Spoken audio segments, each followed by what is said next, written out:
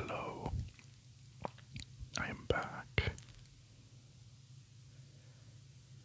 I think I was gone for a lot of like 2 months, honestly, and I've just been while I've been away. It's just been a crappy 2 months, but I have maintained my reading. Actually, it's pretty much the only thing I've been doing.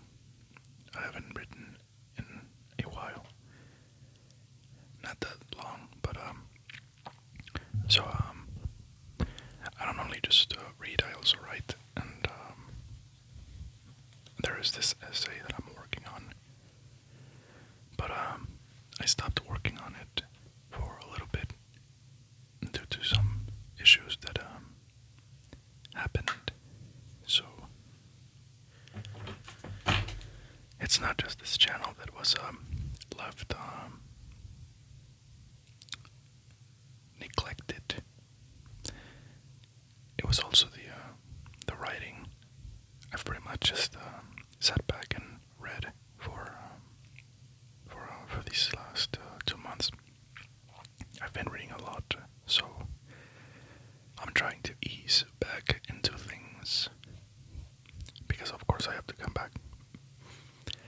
I enjoy making these videos, and I enjoy writing, of course. I want to get back to doing those things. Well, at least it's going to be before the year is out. Because they say, what is that saying? They say that whatever you were caught doing in the day that is the last day of the year, whatever you were doing in that transition period from the last year to the new, that's what you're going to be doing all year.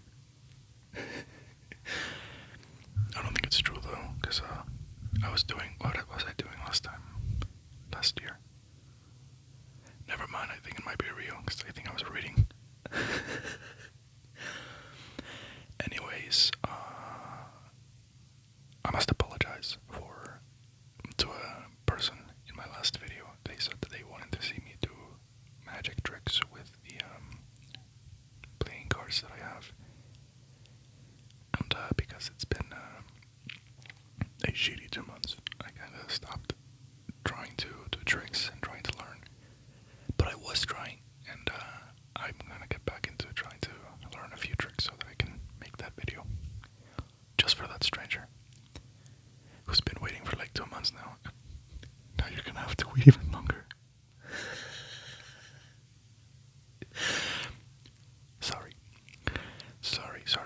But I thought that to ease back into things, I could do a short book haul of the books I've been getting lately.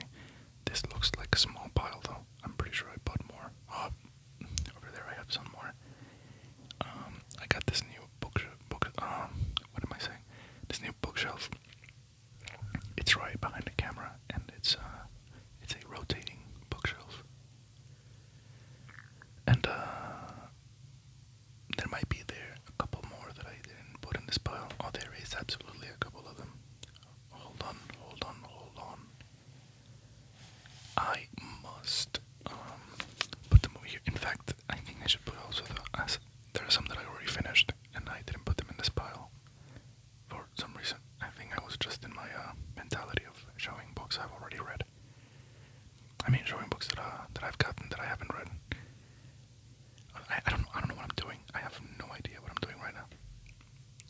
As you probably know, there's no script for any of these videos. I just kind of like wing it, and right now, my mind is racing just all over the place, even more than usual. Which is funny because I'm not stuttering. Usually I stutter a lot. Things are weird. Things are weird right now. I don't know what's going on. And let me just go get those books. Turns out that I did have a lot more. Are these all of them?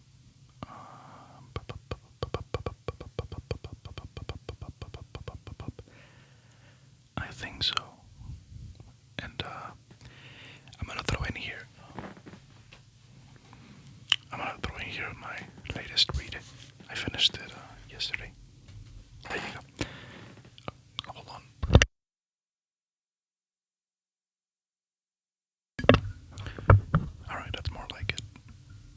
this is okay. It turned from a small Bookhaul into this monster now. I guess. I guess you have a nice long video to look forward to, and I hope that it is relaxing and that I'm not doing this for nothing. But yeah, let's just get into it. So recently, what am I saying? I have no idea. Recently I finished Crime and Punishment. I finished this yesterday, and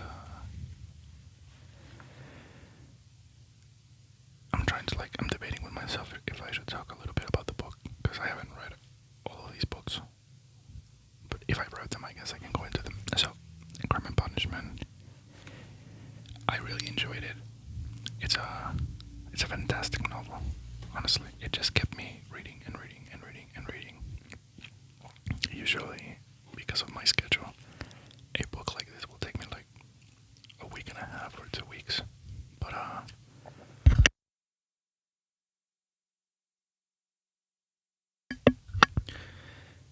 because I was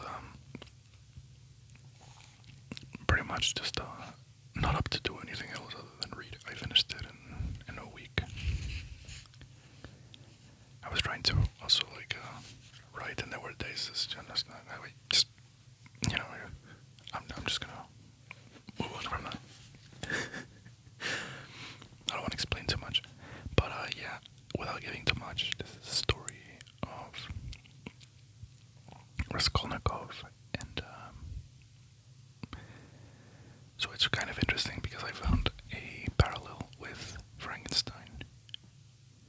I don't know if you have read these two novels, but I was thinking about Frankenstein when I finished it, because both Raskolnikov and Victor Frankenstein sort of rationalize something that is a violation of something very innate in the human spirit, to put it in a way, for lack of a better term, I suppose.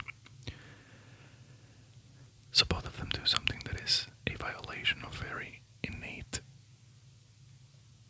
moral law, if you will, and both of them, well, suffer the consequences, and they both do it because of a higher moral aim, which is an interesting. It's always an interesting thing to explore.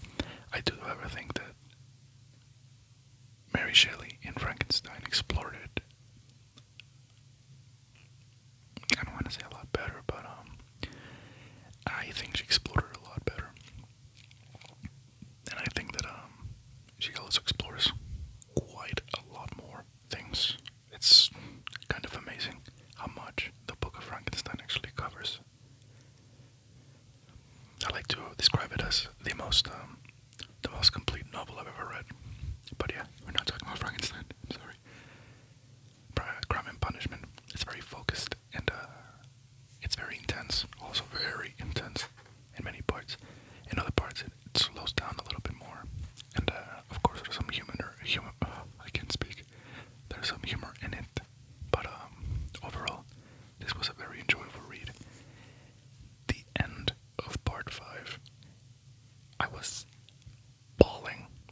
Alright. Bawling. Well, I was like, so, okay, I finished part 5, and it made me sad, and it was it was specifically hard hitting for me, because I'm very sensitive to emotional pain. So, whenever I see things that are very specific like that it's about emotional pain, I am very susceptible to start crying. And then that made, and like everything just came together, and the things that have made these past 2 months very shitty just kind of came together, and it was just really sad. But anyways, yeah, Crime and Punishment, very enjoyable. I love this novel. It was pretty great. In fact, right now, somewhere around here is notes from a dead house. Right here. It's the one that I'm going to read next. I might actually read a little bit. I think I'll read the introduction.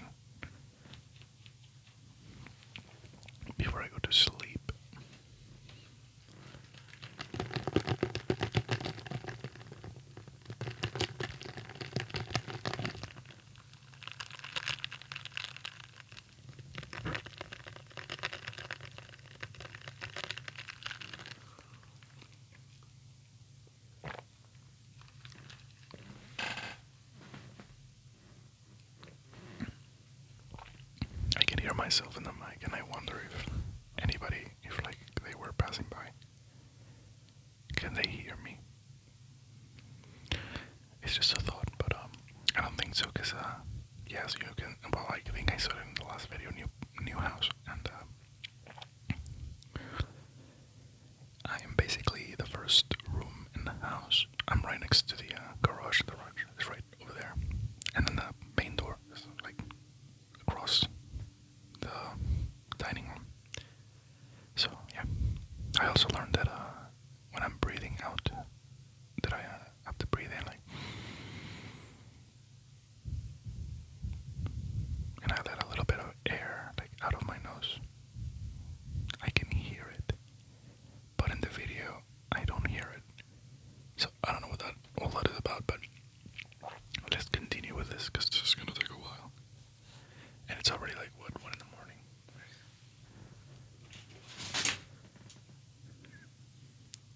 Someone. Sorry, I had Instagram open. Oh my god, my phone is dying. But yeah, 119. Let me plug my phone. This video is a mess. This video is just all over. Can I plug it in? Hold on, let me plug it in real quick. Just all over the place today. Oh my god. But I hope that my chaos is a little relaxing to you. So next up we have James Baldwin, The Fire Next Time. This was a very enjoyable read as well. And this one was very special to me because James Baldwin says something in here that I was thinking about for a while. And I don't know, I feel like he kind of like made the same point. And it's just amazing because I was thinking, what an interesting world we live in, that you know it's out there. It's been said before, this idea. And we still don't listen. Like, people still don't listen. They still want to make things about one group versus the other. Left versus right. Black versus white.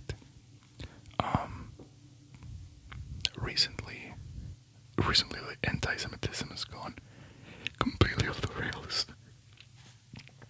Not to defend Israel, because yeah, no.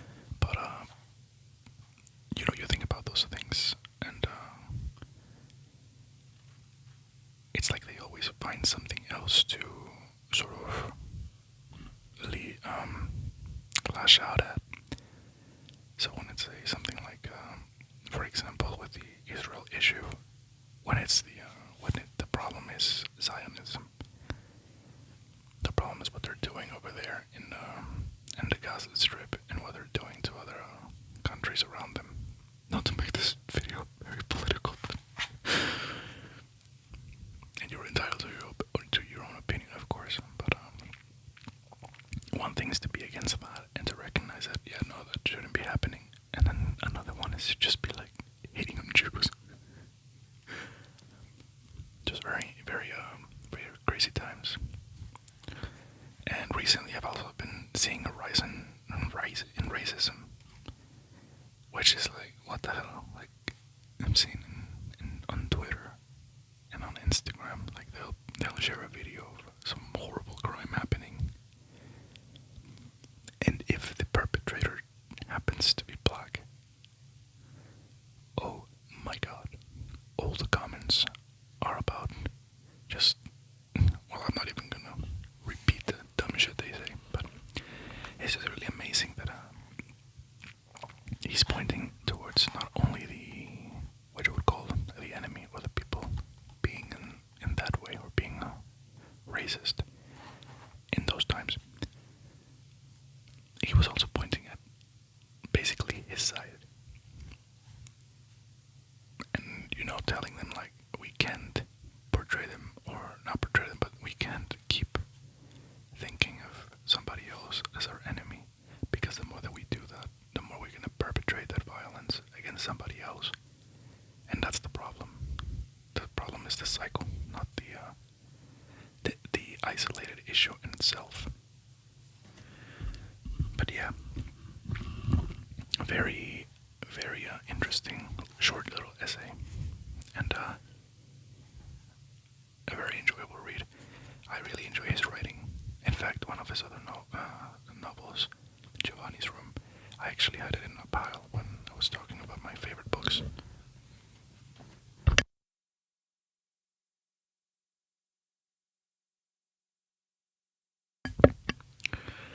So yeah, James Baldwin is quickly becoming one of my favorite writers. I have another one down here of James Baldwin, but we'll get to that one in a minute. Settle up, settle down, settle up. See what I mean? Like, I'm all over the place right now. I don't know what I'm doing. I don't know what I'm saying. I don't know what I am. Yeah, I can just leave it at that right now. I don't know what I am. This is an interesting thought. So I was thinking, I wonder what people think. I was thinking that there is no such thing as the inner self or the quote-unquote true self. I think that everything we think, do, say, yada yada, all our choices, it's all just a performance. And that the real issue with identity would be to learn what performance is your performance. So lately, instead of asking people like, saying like, who are you? I've been asking them like, what is your performance? Like, what do you do? What is your performance? And I think that once you find that performance, that's the thing that you can identify with, and the thing that you can get, the closer you can get to being a true self. But yeah, I know, I was just thinking that. But don't listen to me, because I am insane, and should probably not try to philosophize. Although it's fun, I like this little thought experiments. I wonder what people think. It would be really nice if people in the comments told me what they think. There is no true inner self or true self. It's all just a performance, and the performances we choose to put up, which is why like different people know you in a different way. It's like you're not the same person with everybody, you know. Some people might be surprised that of the things that you say or do with certain people. So, and I think that once you find that performance, it is your job to lean hard on that performance. I have found that mine is right here, the reading and literature and all that stuff. And I will be reading in public. It feels like sometimes you'll have this issue that you're like, am I doing performative reading? Because reading in public, that's what it feels like, and that's what triggered this line of thought. I was thinking, isn't everything really just a performance? So what's the difference? At least this performance that I'm doing, sitting here in this French cafe, reading Crime and Punishment in public, because I am so deep and such a scholar, and look at me, I'm such a I am the intelligentsia, to put it in a way, and just put your pinky up and be like, darling.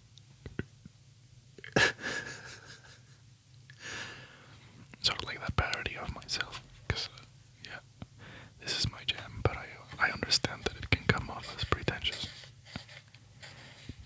But I think I've gained the right to be pretentious. I'm trying to take off the price of this book. Oh, there you go. I paid $10 for this one. I got it in a used bookstore that is here in my city, and it's one of my favorite places to visit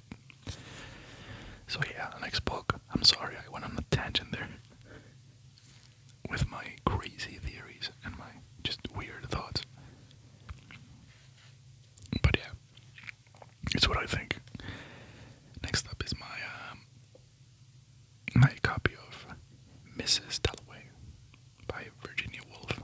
I haven't actually read much from Virginia Woolf. I have only read A Room of One's Own. That is the only one that I've read. But I did want to get more into more of her works because I really enjoyed the way that she wrote. So I'm hoping that I will enjoy this one. And she's also like very philosophical. So she's not afraid to, plaster her ideas on the page. And those are the best novels. And there are some novels that don't do that, right?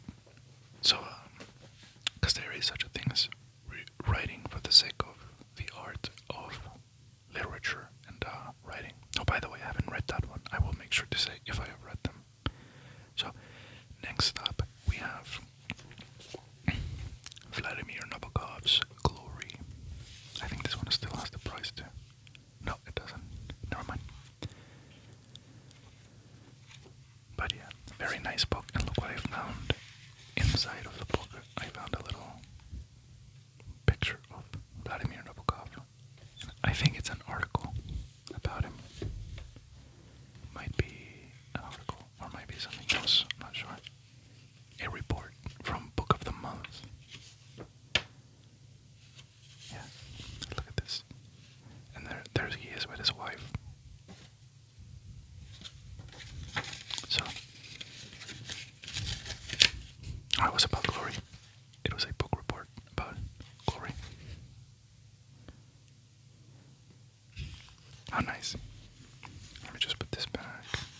And now that I have it here, so this is a hardcover, so I can kind of.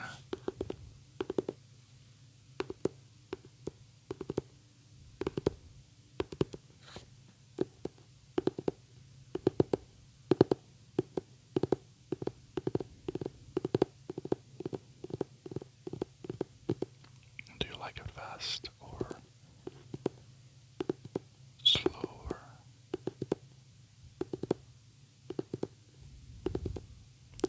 Which one is better?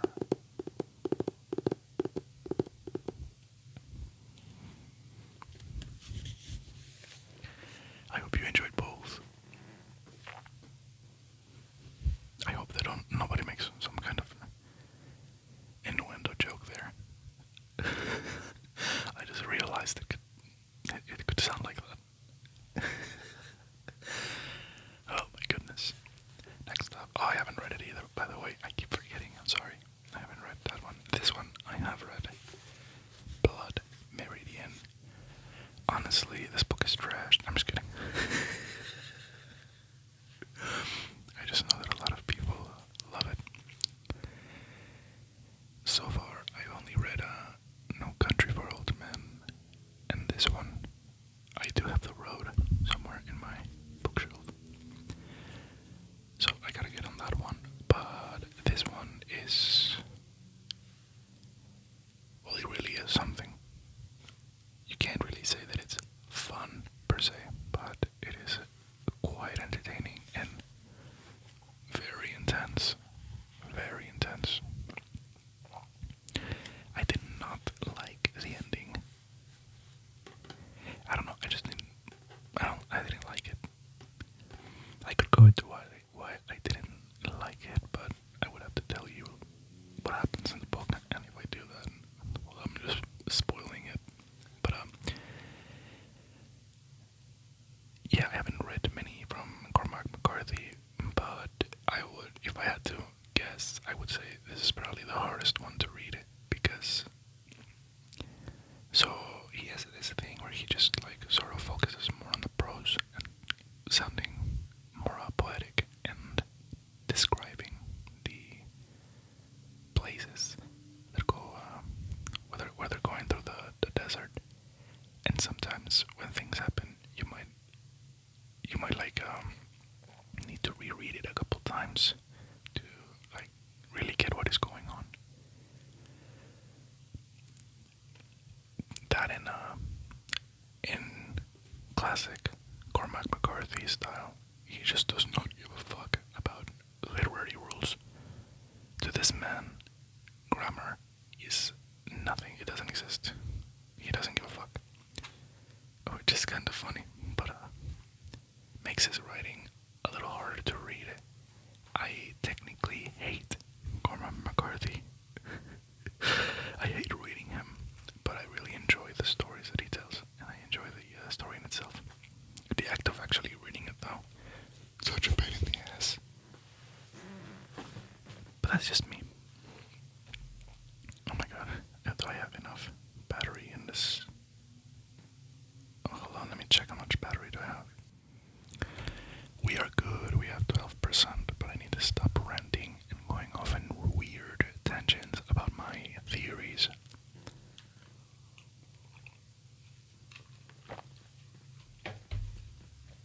Next stop, let me just get this one out of the way because it keeps getting in the way. I got the trilogy of The Lord of the Rings plus The Hobbit. I got it at Target for $30. So, yeah, as soon as I saw it, I was like, you know what, let me get it because I do hear a lot of good things about Lord of the Rings, and I have not read them. So, let's go ahead and read them. So yeah, there goes The Lord of the Rings and The Hobbit. Next up, and this one really fits for the current times. It's Tell Me How It Ends by Valeria Luiselli. This is an essay, and it explores the treatment of immigrant children in the United States, particularly during the surge of 2014, I want to say. Was it 2014? I think it was 2014. So in that whole surge with the immigrants, Valeria Luiselli started working as a translator with these kids so they could find a lawyer. So she would get their stories and see like what they can use to make a case for who could get asylum and things like that. It is very eye-opening, and for the current times, I would say a very important book. Just the things that are going on right now is absolutely an absolute disgrace. I don't know how anyone can be just okay with this. Like the other day I saw this video of they were dragging this pregnant woman by the ankles on the floor, and then they kneeled on her back. I have no clue. I don't know what kind of demon, what kind of monster you have to be to see that and go, yeah, I support that. Yeah, that's okay. That's what I voted for. Even if you're a conservative who doesn't want illegal immigration, even if you're worried about that, I can understand the people that are worried about it. But I have seen some people like laughing at those kinds of things, and honestly, it's just straight up evil. Which is really something to get me to say that, because I don't like the label of evil. I don't like the terms of good and evil. I think they don't do enough to explore the complexities of humanity.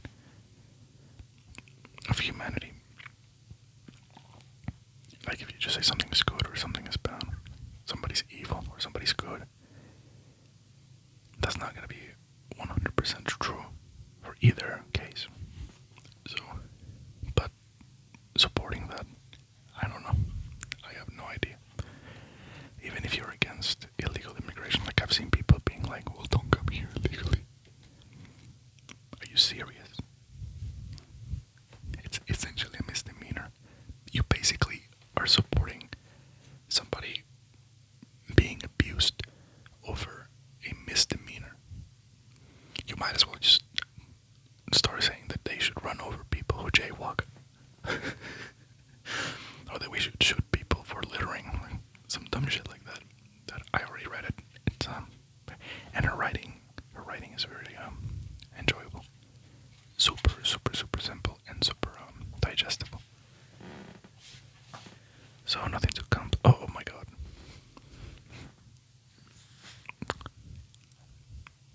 Friends, guys, my loves, I don't know what to say.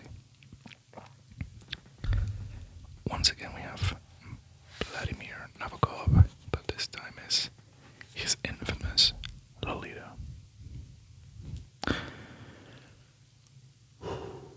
Oh, oh my God.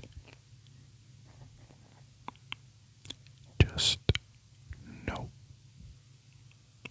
That's all I have to say about this. No. I know that a lot of people say that it's so beautifully written that you actually sympathize with the main character. Some people say that. Let me tell you something right now. If you know anybody that thinks that this is a great, tragic romance, like J.K. Rowling said, or that says that you can sympathize with Humbert, the main character, call the police. Call the police. Inform the FBI. Check that motherfucker's hard drive. No due process. No nothing. Just immediately arrest that guy. Or woman, you know. Arrest them immediately. So, as I said before, I love the novels that are philosophical and they're not afraid to explore ideas. This is not one of those. Nabokov wanted to do something very interesting with this novel. The idea behind it is genius. He wanted to grab the beautiful language of romance and then flip it on its head by making it about something dark and disturbing. And oh my God, this is a really tough read. This is just no. It's really hard to read. It was really hard to read. But read it. Honestly, you have to. I will say that. If you have not read this, I think it's necessary that you do, that you put yourself through it. And if you're a parent, especially if you're a parent, this is gonna open your eyes to a lot of that stuff. So, already read it. And let me tell you, it was not fun. I think it's one of the most painful books I have had to get through. And I was telling this, the owner of this bookstore that I mentioned earlier, because I'm kind of, this is funny, so I'm very introverted. I don't really talk to people, but at Barnes & Nobles and this bookstore, I pretty much know everyone. And it's impossible to get me to shut up in these places. But that's just silly old me. Sorry, I had to fix on something there. I feel like my accent is coming throughout this video. I find out that I do have an accent because you don't hear it yourself, right? When you're just speaking yourself. I think that was my computer. You don't really hear it, and you would like to think that you're just speaking like anybody else, but then you hear yourself and you're like, what? That's me. But yeah, let's keep going because there's a lot, and it's already like 30 minutes. This one was recommended by a friend. Girl interrupted. Same friend who recommended Lolita, by the way. Fucking insane. So yeah, I don't know much about it. I just know that it's actually I don't even. It resembles this one right here, Sylvie Plath's Bell Jar. So it's about like the way that women were treated in mental institutions. And yeah, I don't know if it's this one or this one, but she recommended both because she said that first to read this one and then this one because they are very basically similar. So yeah, I don't know about these two. I haven't read them and I don't know much about them. I just went by the recommendation of my friend because she's also a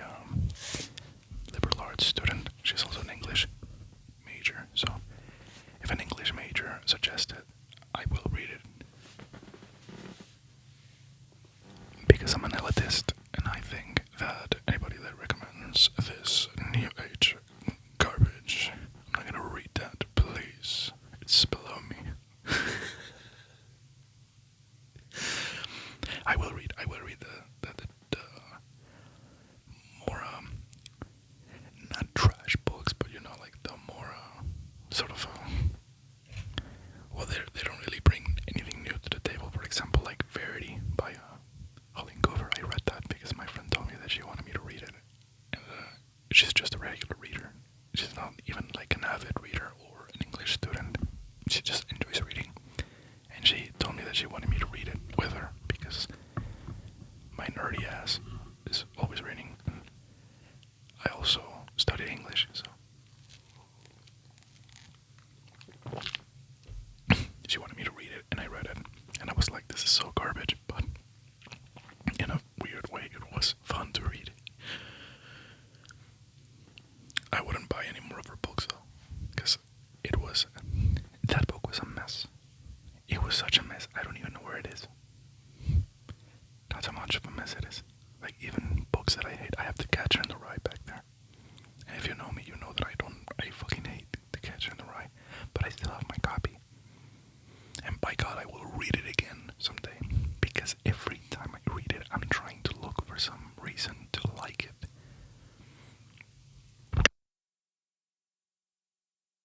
I'm trying to find something that I can grab onto and say, okay, well, that was an interesting thing, but so far, the only thing I can grab onto is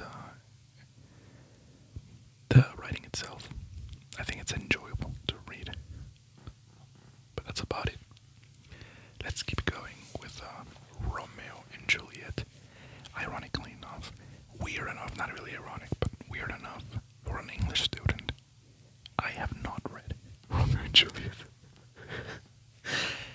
Of course I'm familiar with it, but I have not actually read it myself.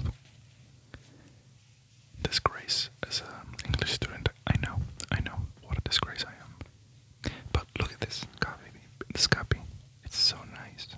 It's so nice. It's so pretty. I actually like the colors a lot. Which is funny because I hate orange and I really don't care for pink. But in this combination it looks so good. I don't know why. Just beautiful. Beautiful. Next up, I haven't read wait, I said I haven't read it. You see what I mean? I'm just all over the place. Next up is To Kill a Mockingbird. And as I understand it, this is the only novel that Harper Lee wrote, which is interesting. So I wasn't gonna read it because okay, so this is the funny thing, right?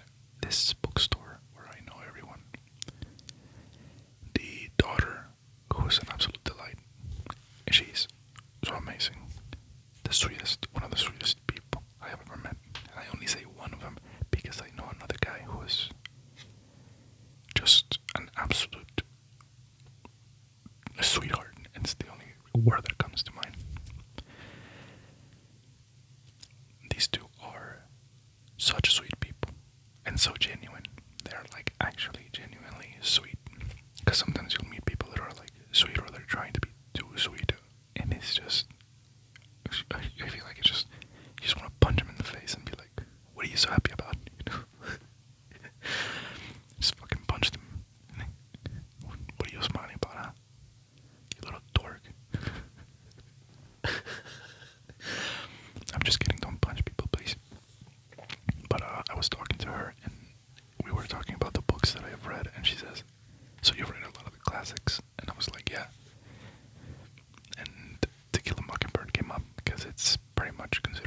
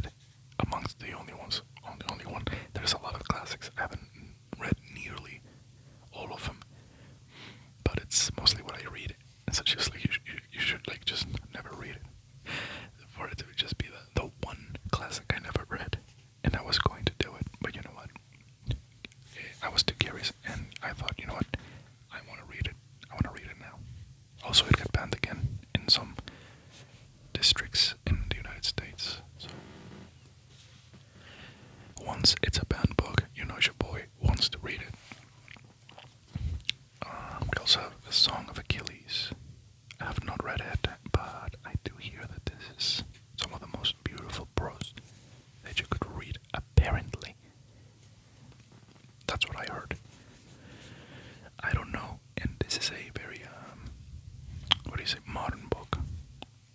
It's not that modern. When was it published? Like 2012. Knew my ass. But yeah, I've heard both good things and bad things about it. Some people are just, although the bad things that I've heard about it, it's just people that are mad because Achilles is pretty much gay in this one. Which, honestly, if that's your only criticism, I'm gonna read the book because it's just stupid to be like, oh, it has the gay. No. Like, what are you, insane? So yeah, it's supposed to be beautifully written, like very nice prose, and I am a bitch for prose. So of course I have to get it. Next up, and I haven't. I did mention I haven't read it. I'm sorry, I keep forgetting. I got Sense and Sensibility by Jane Austen. And look at this copy. It has feathers in the on the pages. It's such a nice copy. Look at that. Look at that. Like, oh my god, look at that. It's such a pretty book. And yeah, another classic. And I do have some other Jane Austen books, so I thought I'd add it to the list and read it. So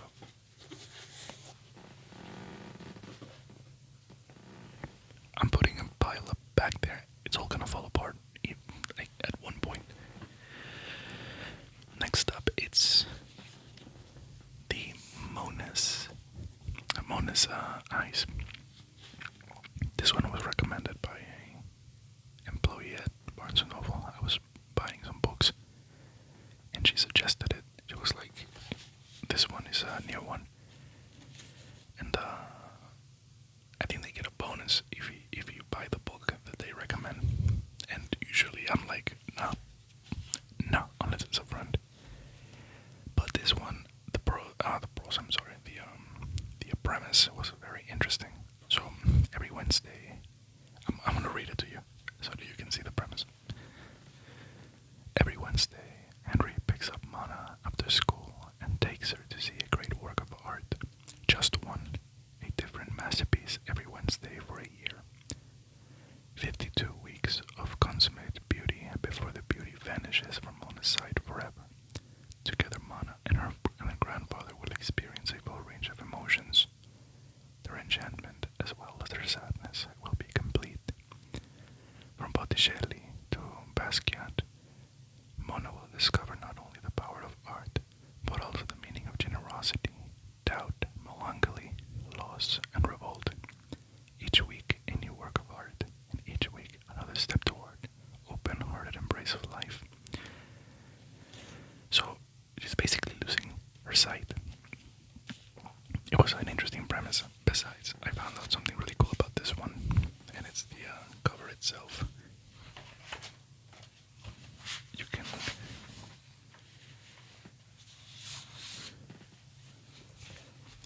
pull it apart and then look at this. It has all the pieces of art. Sorry. It has all the pieces of art that she sees throughout the weeks, I think. It must be them. It must be the pieces. So as you're reading, you can go back and see these pieces yourself. And this is just so beautiful.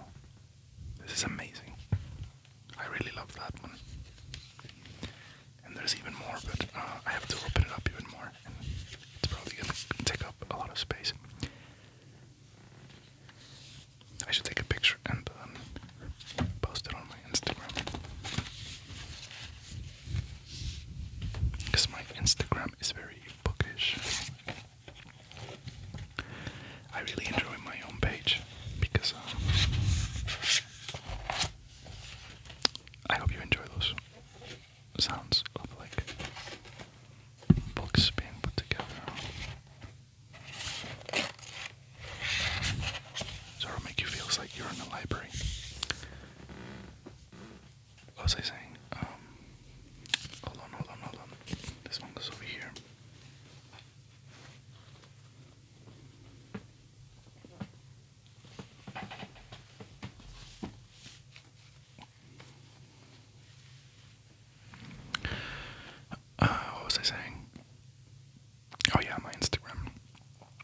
is a very small space. It's a tiny page, pretty much. And by tiny, I mean like in exposure and things like that. Because I only get like 5 or 6 likes per post, and I only have like 57 followers or something. But I just really like it because it's just very bookish and it's small. It feels cozy. If it was too big, like if I had a lot of followers, there's pros to that, right? Like you get paid, and you also get to get sent free books from companies and things like that, which would be pretty fucking neat. But I kind of like the coziness of having a small page. Next up is the Kate. The Kate put the Kite Runner. Sorry, I've read. I've heard a lot of good things about this one, and it's been suggested a lot, and I never really got it. But you know what? I saw it on some posts on Instagram as well, and it made me think. You know what? Why not? Next time I see it, it was in my list of to buy, but it's been in that list for like 3-4 years. So I'm glad I finally got it.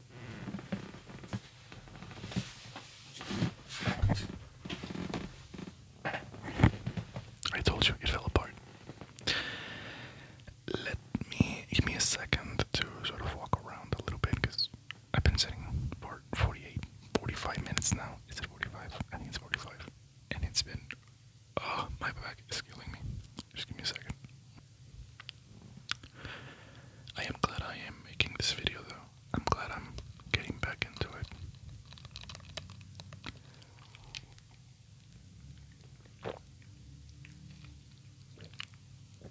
I will ask though for a little more interaction. Not for anything, but I just would like to hear your thoughts and other people's thoughts because this is also in the process of creating a community. And I don't really care how big that community gets. I just want to know, like, what other people think. I want to know what people think about these books. What do they think about my crazy theories? What do they think about all those good things? It would be interesting to hear. So, leave a comment and tell me what you think about anything. Maybe you just want to say, I think that mozzarella cheese is better than cheddar or whatever. Or if you have a more spicy take, like McDonald's is ass. Well, that's pretty kind of more common nowadays. I don't know. I keep seeing people that sort of like went back to it. It's just like for a while there, it was like sort of like in a trend to be against McDonald's. Or just tell me anything else, like, I don't know, tell me what you believe. Write down some weird shit, just proletariat will rise or something, just... I don't know, just tell me what you think about anything. Just tell me. Anyways, next up we have John Steinbeck's Once There Was a War, There Was a War. I know that John Steinbeck tends to be pretty sad. And of course, I have to pick the one about war, so that I can cry myself to sleep. I was looking for the barrel, but I couldn't find it. Did you understand? The pearl. I feel like I pronounced it weird. I was looking for the barrel, and decided to go with this one because I couldn't find it. So, maybe next time.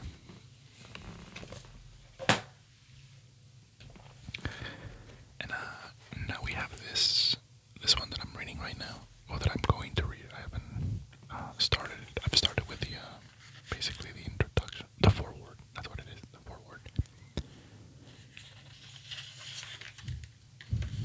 Look at my bookmark.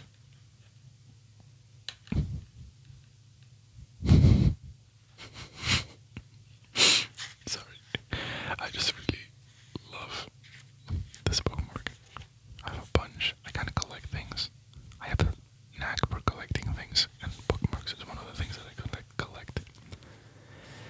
So Fyodor Dostoevsky notes from A Dead House. It's my next read. which I believe is Crime and Punishment. But are, sorry, not is, are Crime and Punishment, the brothers Karamazov, the idiot, the devil, or demons, whichever you have. I think it's the same book.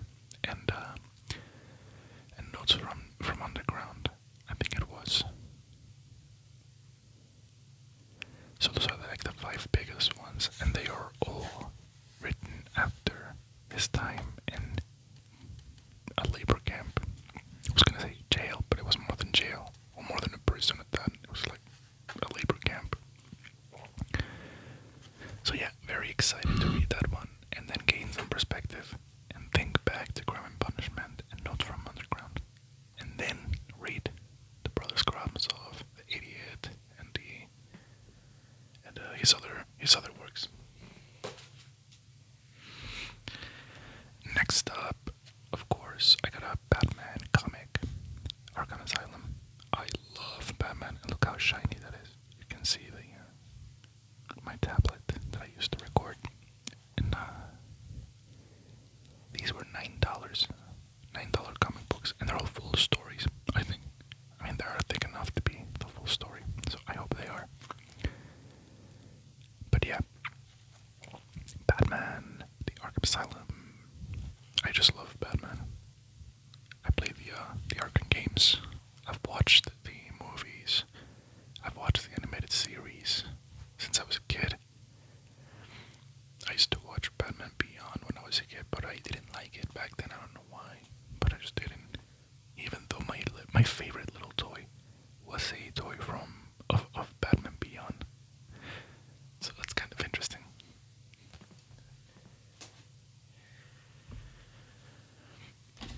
Next up we have Player Piano by Kurt Vonnegut.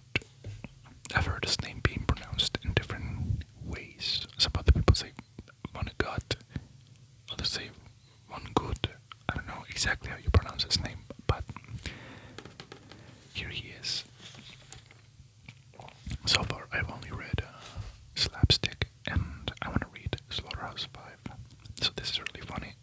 I was thinking of getting Slaughterhouse 5, but as I was moving things around in this room to put my books up, I found that I already had Slaughterhouse 5.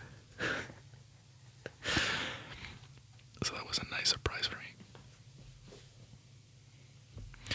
Next up, this is a completely new book for me.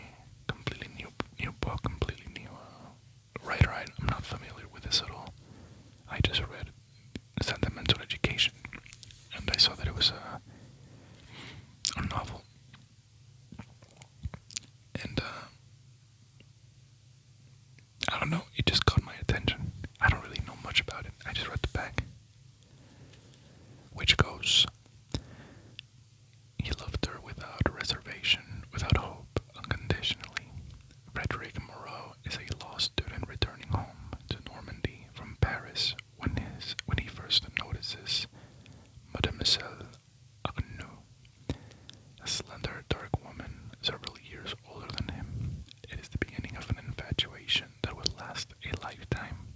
He befriends her husband, an influential businessman, and their paths cross and recross over the years. Through financial upheaval, political turmoil, and countless affairs, Mademoiselle Agnew remains the constant, unattainable love of Moreau's life. Flaubert describes his sweeping story of a young man's passions, ambitions, and oh my god, my tablet just went dark. Sorry. Based on his own youthful passions for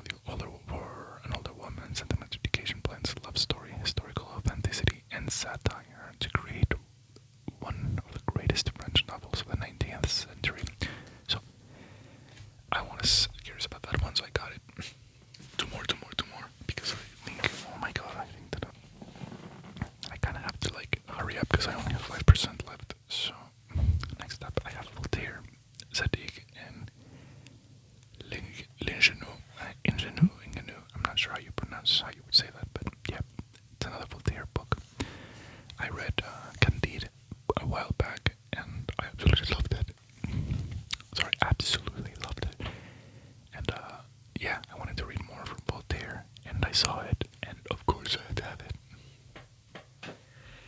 Last but not least, certainly not least, Notes of a Native Son by James Baldwin. This one contains a bunch of essays that expose the moral rot of the United States during the 60s. So, that's gonna be a great read, because I really love how he writes. And the consciousness of his so great. So those were all the books. That's my little short book haul for these 2 months that I haven't been around. And some of them I've already read. And since my tablet is running out of battery, I must say that I hope you enjoyed this video. I hope that it helped you relax and sleep